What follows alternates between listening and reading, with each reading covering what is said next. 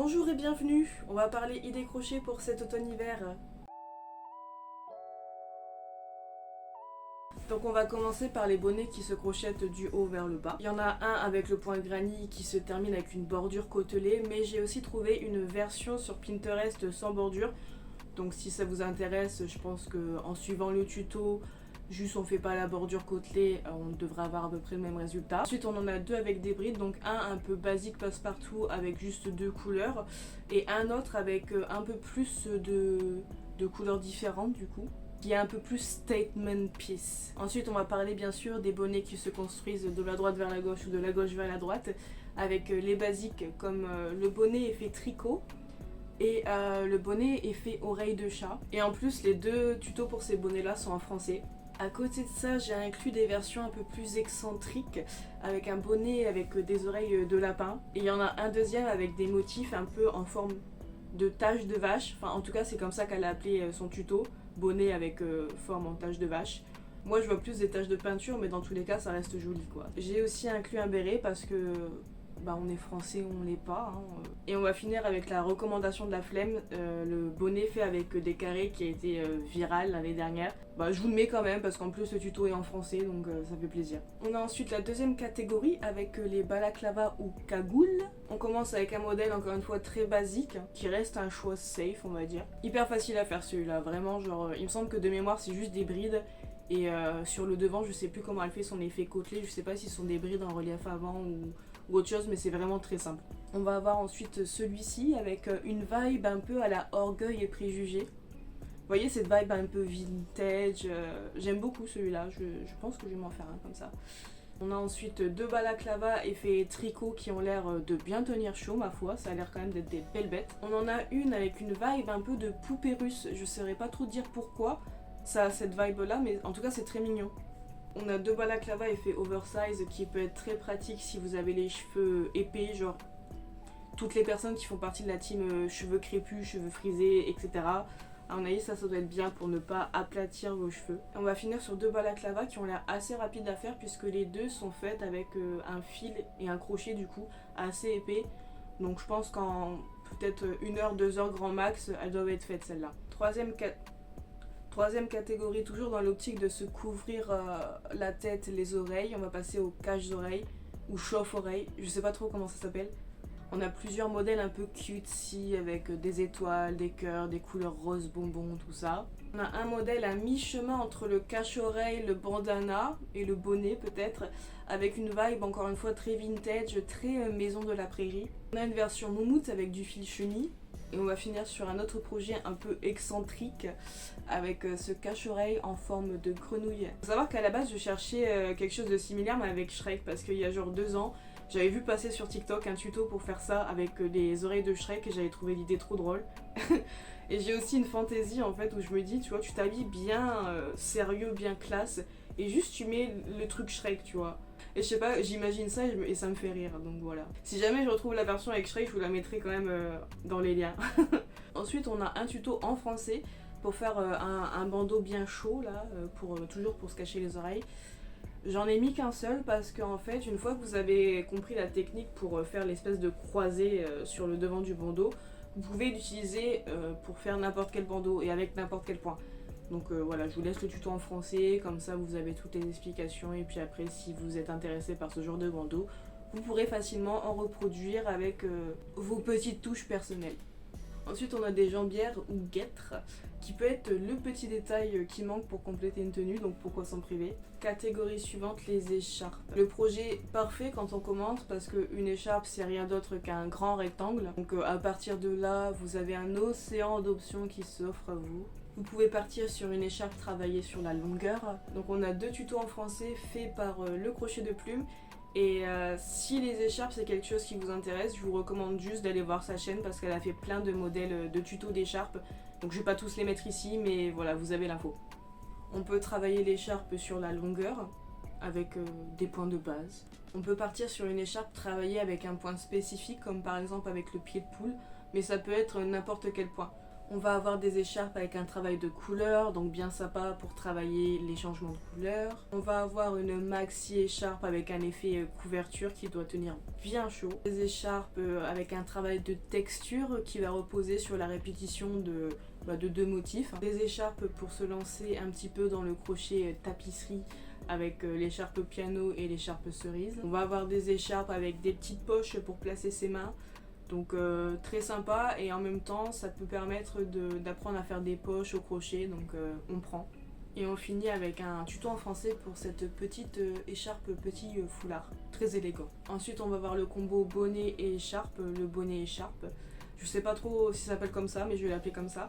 On va avoir une version rayée, une version avec une couleur unie, qui me fait encore une fois penser aux poupées russes, je sais pas pourquoi. Ça doit être le petit nœud à l'avant. On va avoir une version avec des carrés de grand-mère.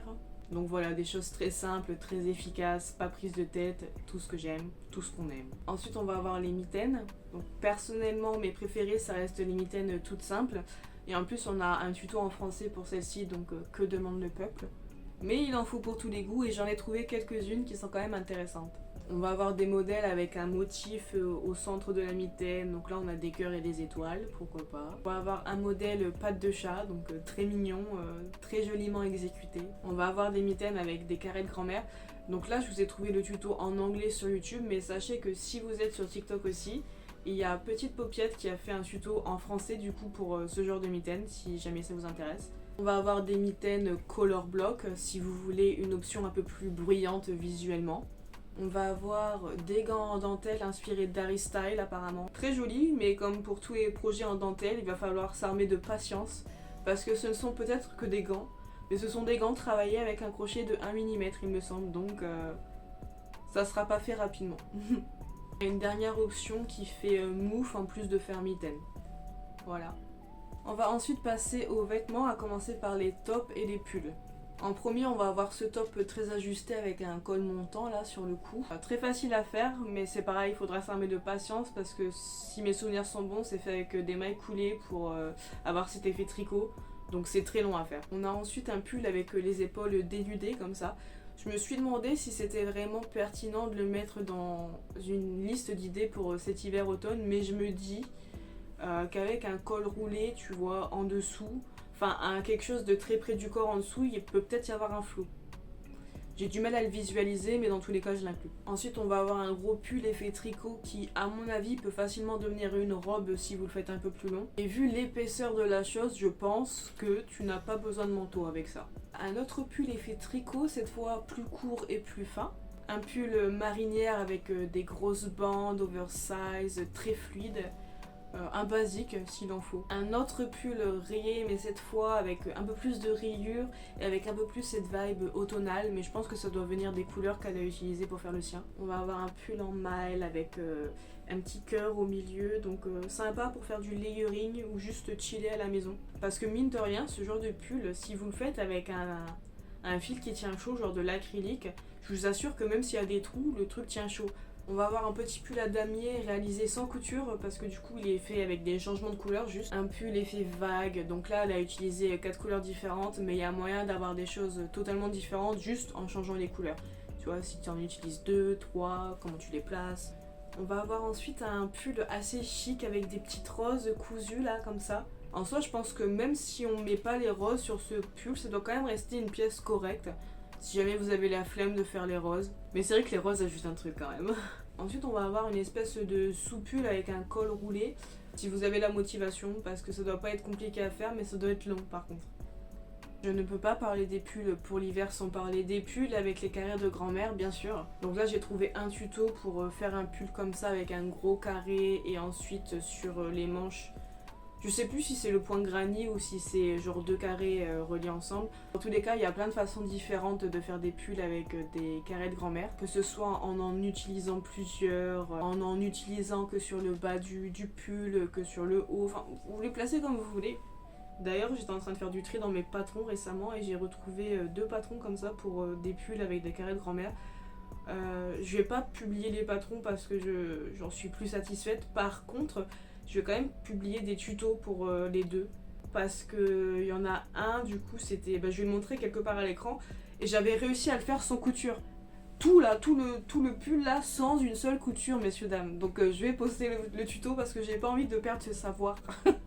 Le deuxième, il faut que je vois parce qu'il me semble que j'avais déjà fait un tuto dessus sur TikTok, mais je préférais tout avoir sur YouTube en fait. Enfin bref, voilà. Ensuite, t'as un petit pull simple.